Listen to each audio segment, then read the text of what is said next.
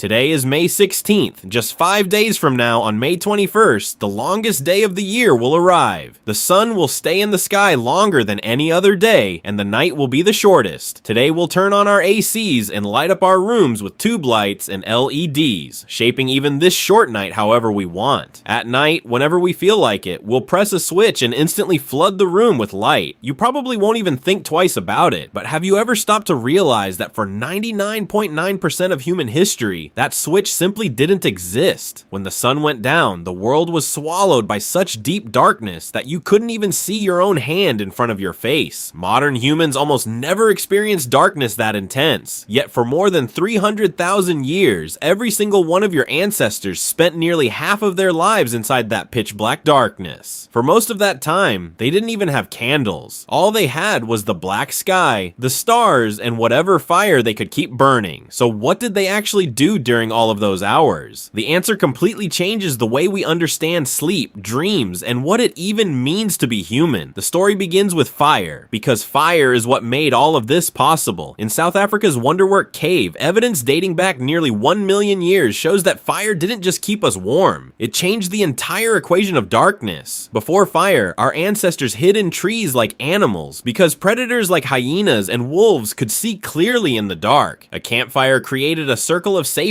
about 30 feet wide. Outside that circle was death, but inside it was life. And most importantly, fire gave humans extra time. Before fire, the workday ended at sunset. Fire suddenly added 2 to 4 extra hours to every human day. When anthropologist Polly Wiesner spent time among the Bushman tribes of the Kalahari Desert, she discovered that during the daytime, 80% of conversations were only about work. But at night, the moment the fire was lit, 81% of conversations shifted towards stories, adventures, and myths about the creation of the world. The campfire became humanity's first theater, first classroom, and first church. It was around those flames that humans learned to think beyond the present and imagine things that did not yet exist. But the real mystery of the night began after the fire went out. The way we sleep today, a straight, uninterrupted 8 hours, humans were never actually built to sleep like that. Historian Roger Ekirch spent 16 years digging through historical documents, and in diaries and books from the 1400s, he found more than 500 pieces of evidence that shocked the scientific world. Every one of them mentioned the same thing: first sleep and second sleep. Before the industrial age, people would go to sleep shortly after sunset, sleep for 4 hours, then wake up in the middle of the night. After staying awake for 1 to 2 hours, they would go back to sleep until morning. But what did they do during that time in between? Just imagine it. It's 2 or 3 in the morning, complete silence everywhere. Around the world, this time is known as the witching hour, the hour of ghosts and spirits. The reason is that when our ancestors woke up after their first sleep, their minds were at their most active in the pitch black darkness. In that quiet and unsettling darkness, people began connecting shadows and strange sounds with ghosts and supernatural beings. Even today, our DNA still follows that ancient wakeful period, and that's why many of us still feel uneasy when we wake up at 3 a.m. But for people of that time, this wasn't fear. It was a biological superpower. Scientists explain that if you sleep for 4 hours, wake up for an hour, and then go back to sleep, you enter directly into REM sleep, the deepest and most vivid stage of sleep. Today, this is known as the WBTB technique, wake back to bed. Because of this gap between sleeps, people in ancient times were able to experience their dreams more intensely and even control them, something we now call lucid dreaming. In 1992, psychiatrist Thomas Voyer conducted an experiment in which people were kept in darkness for 14 hours every night for an entire month. Within just a few weeks, all of them naturally shifted back into that ancient sleep pattern. Voyer discovered that when they woke up in the middle of the night, the level of a hormone called prolactin in their brains increased dramatically, the same hormone that is released during deep meditation. It was an entirely different state of consciousness, something that 99% of modern humans have never truly experienced.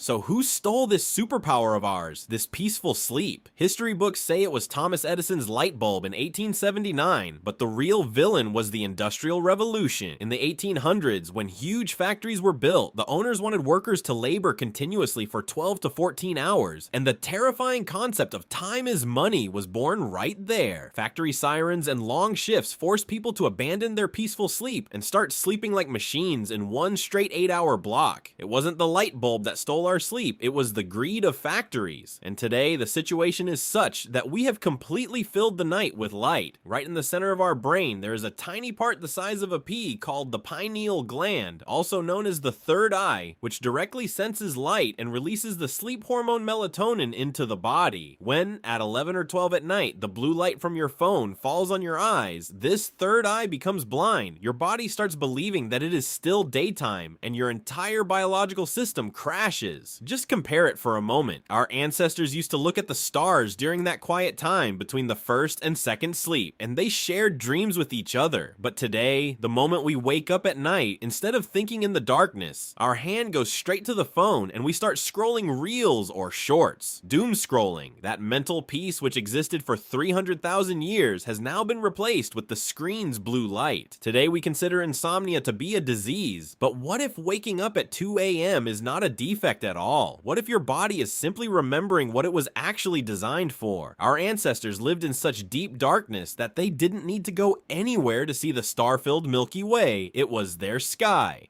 We may have conquered the night with light, but perhaps in all this noise we lost ourselves. So tonight, when you switch off the light in your room, don't immediately pick up your phone. Just lie peacefully in that deep darkness for 5 minutes and see what happens. Maybe your body will remind you of something it has known for 300,000 years. By the way, do you have the courage tonight to experience that darkness for 5 minutes without your phone? Definitely let me know in the comments.